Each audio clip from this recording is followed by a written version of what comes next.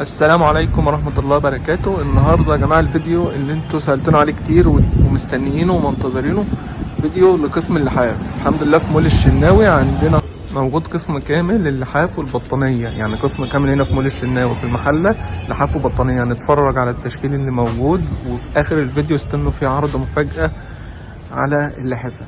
يعني تابعوا معانا في آخر العرض كده، هتلاقوا إن شاء الله في آخر الفيديو عرض جبار للحافة. الناس اللي بتسأل على العروض وعلى الأسعار كملوا معانا الفيديو، مش هنطول عليكم ونتفرج على القسم بالكامل مع أستاذ سامح حالا اهو. شوفوا يا جماعة، بطاطين موجود، بطاطين نانا، التشكيل كله موجود. اللحافة اهو ما شاء الله. نبص كده، لحافة التاج موجودة في جميع موديلاتها. تمام. اللحاف القطن اللي الناس بتسأل عليه ده لحاف سفري قطن. تمام. اللحاف الكورية. بصوا يا جماعة لحافة الطبلوهات، الحمد لله تشكيل كامل. لحاف الأطفال اهو بجميع الموديلات. تمام. هنبدأ حالا اهو بقى. نبص كده ايه، بصة سريعة على الشغل اللي موجود، واستاذ سامح هيفرجنا زي ما احنا متعودين مع بعض. السلام عليكم يا استاذ سامح. السلام ورحمة الله وبركاته. ايه الاخبار النهارده بقى؟ عايزين نشوف كده، الناس سألت كتير على اللحافة في الجو البرد ده بقى، عايزين نبسطهم كده بالشغل اللي موجود. ان شاء الله نجهز إن شاء الله. لهم فيديو لحاف صغير كده نفرجهم فيه على تشكيله اللحاف.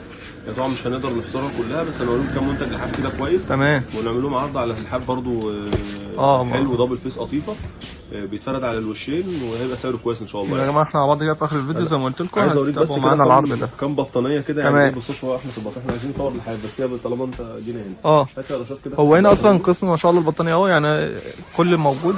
تشكيل نانا مثلا كله موجود، واصناف تانية. طبعا احنا عندنا تشكيل بطاطين نانا واصلان والطباخ والتركي. تمام. ومورانو، كل الشغل ده موجود. في بطانيه مثلا زي اصلان دي كده، دي وزنها حوالي 7 كيلو.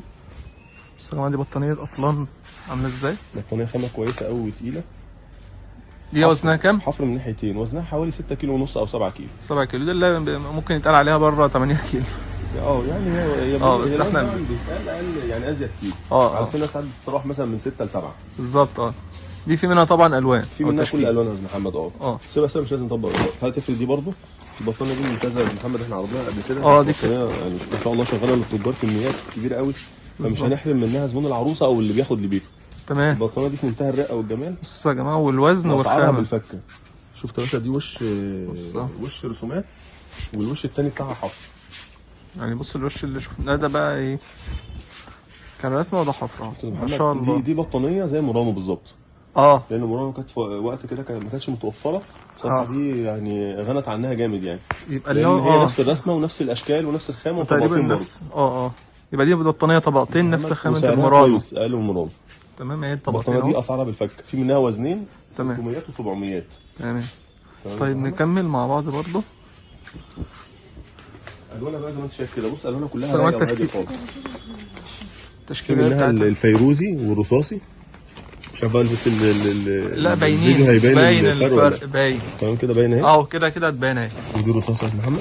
ماشي يا جماعه، بص اهو. وهي في منها كذا رسمه. ماشي اهو التشكيل اهو. وفي منها الكافيه. تمام. وفي منها الكشمير، ده الوزن الثاني بتاعها. كشمير وفيروزي برضه ورصاصي وكافيه، هي 4 الوان.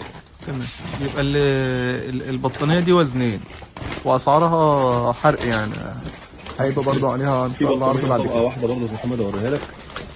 البطانيه دي في منتهى الجمال، وزنها من 4 كيلو ل 5 كيلو. اللي هو بيبقى عايز بطانيه خفيفه. بص يا محمد، بص يعني ما شاء الله المقاس اصلا ده مقاسها، وشوف الشكل عامل ازاي. دي بطانيه سنفله. اللي ما يعرفش سنفله دي يعني ما بتبقاش موجوده، لانها كميتها ما بتقعدش بالظبط. والله بتيجي من على الباب، بتتباع من المخازن من قبل ما تيجي. دي رسمتين وش ودار ولا هتلاقي المشهور نانا واصلان وشغل الطباخ ومورانو وموريلا بالظبط. لما تيجي تدور مثلا على البطاطين اللي هي مش موجوده والحاجات اللي هي ما تسمعهاش دي، لان دي فعلا بطانه بتيجي من على الباب. ده هي ممتازه ممتازه. منها وزنين. في منها 3 كيلو، في منها 4 كيلو. تمام. وزن تاني كده هي دي وزن ودي وزن.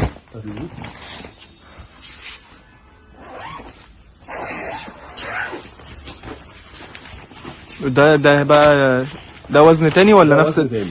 تمام. دي طبعا بالوانها ودي بالوانها، بس ماسها كبير البطانيه دي. كبير وخامتها حلوه يعني. يعني دي المفروض ان احنا بنقول عليها 3 كيلو او 3 كيلو ونص. لا ما معديه لا 4 كيلو. لانها الطبقه بتاعتها بصوا لا لا بطانيه حلوه ورايقه خالص. شفت الالوان درجاتها يا محمد؟ ممتاز ما شاء الله. وبص البرواز بتاعها زي البطانيه الاسباني، عشان في ناس بتحب البرواز ده بالظبط. غير البرواز بتاع مورانو واصلان. والحاجات دي محدش بياخد باله منها، بس احنا بنوضحها برضه يعني.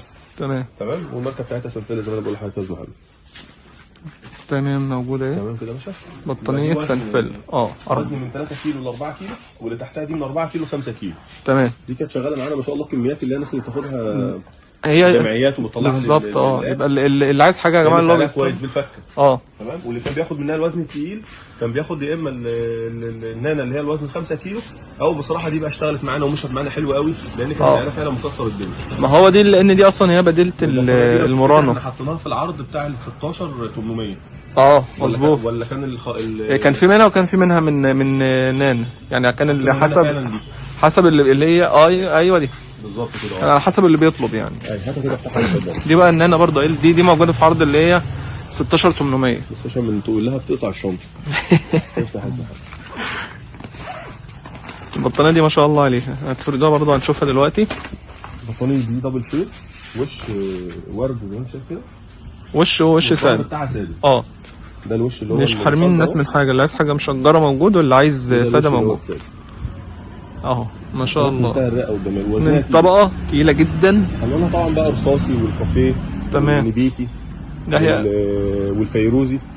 دي اسمها نانا الذهبي يا جماعه، عشان اللي عايز يسال عنها اسمها بطانيه نانا الذهبي. مش هاتها دلوقتي بعدين.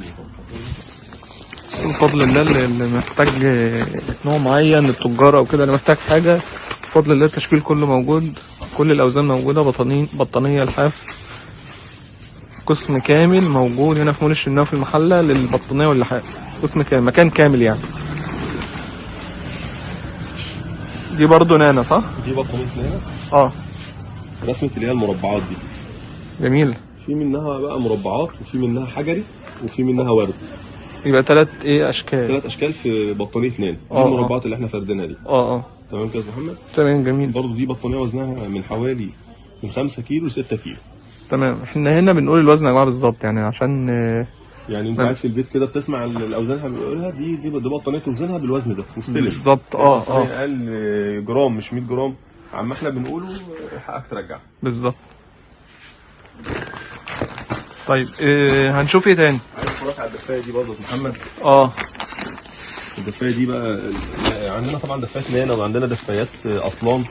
تمام. هو فيديو الدفايات ما شاء الله يعني اسمها لانها دفايه محترمه وسعرها جميل قوي.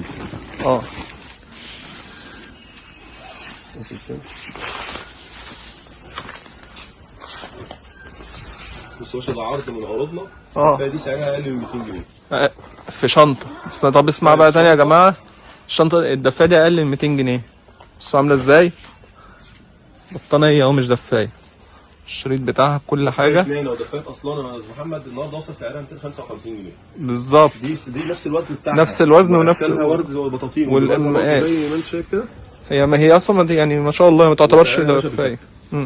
يبقى بصوا، يبقى التاني النهارده وصل سعرها 200 جنيه اللي هي العاديه خالص. دي شنطه ونص بطانيه. دفايه شنطه يا جماعه نص بطانيه اقل من 200 جنيه. موجود على رشاط كده، موجود منها كل الفصل كله. دي برضو من نفس الدفايه. رسوماتها خلينا رسمه بطانيه مورانو. تمام. يبقى دي دفايه، شوف عامله ازاي، واقل من 200 جنيه بنقول تاني اهو. ماشي. ورينا في ايه تاني كده يا استاذ سامح. برضه هوريك اوزان تقيله يا محمد من 8 كيلو لحد ال 10 كيلو. تمام. يبقى البطانيه هتفرد دلوقتي دي، او البطاطين اللي هتفرد وزنها بيبدا من اول 8 كيلو. دي بطانيه ريحانه يا محمد، برضه السلسله ممتازه قوي. بطانيه سعرها بطانيه ريحانه وزنها 9 كيلو. تمام كده يا باشا. بطانيه ريحانه ازاي الحفر كله مال البطانيه حتى في الجناب بتاعتها. بص اهي. بص يا محمد، تاخد بالك الجناب حتى بتاعت البطانيه من اول البرواز كلها حفر. بص يا جماعه البطانيه عن قريب ما شاء الله. الحفر بيبدا من اول هنا كده. الكنار اللي هو من الاربع نواحي فاضي، وبيبدا الحفر من لا دي بطانيه حفر بالكامل اهو. تمام كده يا محمد. والوزنها 8 كيلو بطانيه ريحانه. دي وزنها 9 كيلو بطانيه ريحانه. تمام. نشوف ايه كمان. دي بطانيه توزن 10 كيلو يا محمد. تمام. بصوا يا جماعه البطانيه، احنا الحمد لله بنتميز ان احنا نجيب الاوزان من اولها لاخرها. يعني مش نقف لحد ال8 ونسيب الاوزان التقيله، لا، لان في ناس تحب تاخد ال10 وفي ناس تحب تاخد ال9 وفي ناس تحب تاخد الخفيف والتقيل، فده موجود وده موجود. تمام. يبقى جميع الاوزان بفضل الله موجوده يا جماعه. نشوف البطانيه دي برضه، لان احنا بنجيب له كل الاذواق وكل بالظبط. اللي بياخد عايز وزن بطانيه بيلاقيه. بطانيه محمد بتبقى عندها البرد قارس، يعني مش زي مثلا اماكن بتبقى مثلا محتاجه البطانيه 6 كيلو او 7 كيلو. في ناس بتبقى عايزه البطانيه ال 12 كيلو كمان بالظبط. عايزه التدفئه اللي هي العاليه والبطانيه الثقيله، ال8 وال7 ما ينفعوش معاهم بالظبط. في بعض الاماكن كده احنا زبايننا في مطروح مثلا ما بياخدوش مطروح وعريش وفي الصعيد كمان. عايز اقول لك ان يوصل عندهم البرد فعلا درجات الحراره بتبقى 7 و6 تحت فيا جماعه يعني السنه دي احنا يمكن ما حسيناش بيه، بس في ناس ثانيه كان عندها الشتاء فعلا قارس. مظبوط. بتاخد البطاطين الاوزان اللي هي التقيله. عروسه بتحب تاخد مثلا في جهازها واحده تقيله مع الاوزان الخفيفه، برضه ده موجود ده موجود. تمام. دي اللي انا قلت لك دي 10 كيلو يا محمد. البطانيه دي يا جماعه 10. وانا حتى لو تاخد بالك غوامض كده عشان يعني ايه ما يبقاش غسيلها دايما متكرر. ايوه. لانها بطانيه بصراحه تقيله. ايوه غسيلها صعب فعلا. غسيلها تقيل. هي الوانها كلها نفس الغوامض دي كده، البني الغامق الداكن، الطوب الغامق، الرصاص الغامق. تمام. ما تلاقيش فيها حاجه فاتحه. يبقى البطانيه دي يا جماعه عكس 6 كيلو و7 كيلو و5 كيلو تلاقي الاوزان فيه فواتح منها. انا ماسك ال3 كيلو وال4 كيلو فواتح شويه، فواتح يعني من ما تغسل زي البطانيه الخفيفه او الدفايه بالظبط. كانها بتغسل دفايه. دي برضه بطانيه تقيله نانا. تمام. بص يا محمد بص يا جماعه دي بطانيه 8 كيلو توزن 8. تمام. برضه بص الحفر بتاعه اهو. الثانيه كان حفرها كان اتقل شويه بالظبط. يعني انا برضه يمكن سايب مثلا بتاع 10 سم من الطناب وبدا حفر خفيف بقى وبعدين مال البطانيه. انما انك الحفر بتاعها كان داكن شويه وباين. الحفر فعلا بتاع الثانيه، بس بطانيه نانا برضه معروف. محمد الحفر بتاع البطانيه ووزنها ما شاء الله. بصوا يا جماعه شكل ووزن وكل حاجه. على جنب. تمام. في هنا برضه شايف في انا البطانيه اللي بنقول نجيبها بسرعه. تمام. اتفرجنا على دي كده. دي كده على ما يطلع البطانيه بتاع جولدن دوب. دي برضه شغل نانا.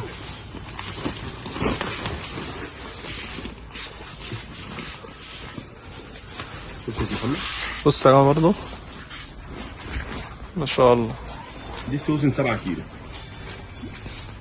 بصوا البطانيه مقاسها ما شاء الله هي كبيره. احنا شايفين في يعني بص رفع ايد الفين يعني. بس وزنها 7 كيلو ومقاسها كبير قوي 220 في 240. تمام. بص اي مقاس بطانيه عندنا 220 في 240 مش مترين. يبقى المقاس 220 في 240 مقاس البطانيه. كل البطاطين مقاس 220 في 240. كان زمان كنا اشتغلنا في المترين، كان بتنزل المترين في بعض الاوزان كده، بس ما عادش موجوده خلاص يعني. تمام. مقاسات البطانيه كل يطمن فيها. بص برضو البطانيه دي بطانيه جولدن دوف يا محمد. جولدن دوف. ده شغل رمسيس عطيه برضه يا جماعه. شغل جولدن دوف، شغل رمسيس موجود. بص يا جماعه البطانيه ما شاء الله من وزنها. انا كل ما افتكر بقول لك شركه، احنا يعني بننسى كل الشركات يعني. الحمد لله كل شركات البطانيه موجوده بفضل الله يعني. بس يا جماعه تشكيل بطاطين هنا بسم الله ما شاء الله. اللي محتاج حاجه احنا يعني مبينين كل حاجه اهو بالشرح بالوصف بالوزن بكل حاجه. بالنسبه للبطانيه يا جماعه يعني اللي بتوع الشحن بالذات يعني مش هعرف اقول لك خد سكرين وابعت لي نفس البطانيه، لان ممكن الرسمه دي بتتغير في مظبوط في كراتين ثانيه. يعني من نفس الوزن ال 8 كيلو ده احنا فتحنا كرتونه طلعت الرسمه دي. ممكن كرتونه ثانيه بتلاقي رسمه ثانيه، فانت ما تقيدناش بالرسمه. يبقى اللي بيسال مثلا عايز وزن تبعت الوزن اللي انت عايزه في نفس نوع البطانيه لو حابب. واحنا واللون اللي انت عايزه، واحنا نبعت لك صورتها او نوريك المتاح منها. انما مثلا احيانا انت ممكن تحدد دي يا موجوده يا مش موجوده. عشان يبقى لان تشكيل البطانيه مختلف. احنا بنعرض يعني اوزان وشركات. انا فردت لك بطانيه 8 كيلو من شويه بتاعت نانا ذكر. دي كرتونه ثانيه برسمه ثانيه. مظبوط كده وصل. بص دي رسمه ثانيه اهي برضه من نفس النانا اللي هي 8 كيلو. تحفه. بص ما شاء الله. انا يمكن اول مره اشوف الرسمه دي. لا الرسمه دي انا عارف انا عديتهم لك من شويه اللي هي الحجري والورد واللي هي المربعات. دي رسمه ثانيه لسه اللي بيحب الغوامق بقى يعني. حلوه هي رسمه جميله. تحفه خالص. ما شاء الله. بص يا جماعه برضه نقرب نشوف الشغل بتاعه عشان يبان. من بعيد كده كمان محمد تبين الرسمه بتاعتها. الرسمه بانت كده تمام. ما شاء الله. يبقى تاني احنا بنعرض اوزان يا جماعه وبنعرفكم ايه الشغل اللي موجود. اما بالنسبه للبطاطين زي الدفايه كده بتقول لنا ايه المتاح حاليا بنقول لك ان هو التشكيل دايما بيتغير. بص يا باشا دي بطانيه تركي كده. دي بطانيه تركي وزنها 4 كيلو تمام. بس البطانيه فيها اكليريك حوالي 60% او 70%. يبقى لا ما توصلش 70، هي حوالي 60 او 50% يا استاذ محمد. تمام. بس الاكليريك بتاعها يعني ما بيوصلش الاسباني بتبقى 85%. تمام. الاكليريك يا جماعه اللي برضه اللي حابب يعرف اللي هي الماده اللي بيبقى اللي بتدفي، تحسسنا بالدفء. ماركات بطاطين واوزان بطاطين الحمد لله احنا بنتميز بيها. ما شاء الله. كمان البطانيه بصوا يا جماعه البطانيه عامله ازاي. بصي برواز البطانيه يا محمد زي الاسباني. شفت البرواز اللي انا بقول لك عليه؟ هي بطانيه تركي ايفرين، بطانيه محترمه قوي. تمام. خفيفه وبتديك تشفير خفيف البطانيه تقيل. بالظبط. الناس اللي في لينا ناس بتحب الحاجات اللي الاوزان الخفيفه دي. اه عايز اقول لك معظم النهارده بقى بيحب الاوزان الخفيفه. ايوه. او بيركز عليها، يعني لو خد واحده تقيله مثلا في الجهاز العروضه بياخد 2 او 3 من اللي هي الخفاف. مظبوط. لو تاجر بياخد مثلا جزء من التقيل وبيكتر من الخفيف برضه. تمام. هو الطلب على الخفيف الاوزان المتوسطه اكتر من التقيل.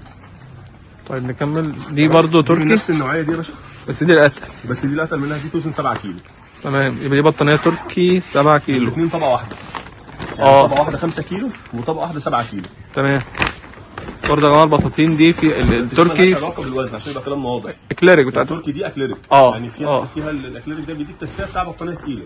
تمام. يعني تستغطى بدي يديك التدفئه بتاع ال 12 كيلو كمان. مظبوط. بصوا يا جماعه الشكل عامل ازاي، بسم الله ما شاء الله. يعني منها لونها كتير قوي ما شاء الله. والحفر بقى يا جماعه بصوا بادئ منين، من اول حته لاخر حته اهو. وننزل بقى مع ايه. ده وش البطانيه. جايبين الضغط. بص وش يا باشا. تمام. ده بقى وش احنا كنا تمام. تمام يا باشا كده. جميل. بص بقى التيكت بتاع البطانيه برضه ايوه اللي بيبقى عايز يتاكد. بص يا باشا ميد ان تركيا. ايوه يا جماعه هي ميد ان تركيا. تمام. دي بطانيه تركي 7 كيلو. ماركه البطانيه اهي تركي، مكتوب عليها تركي برضه. كل تيكت على البطانيه محطوط عليه كلمه تركي. تمام. تمام كده يا استاذ محمد. احنا كده صورنا لك كل كده.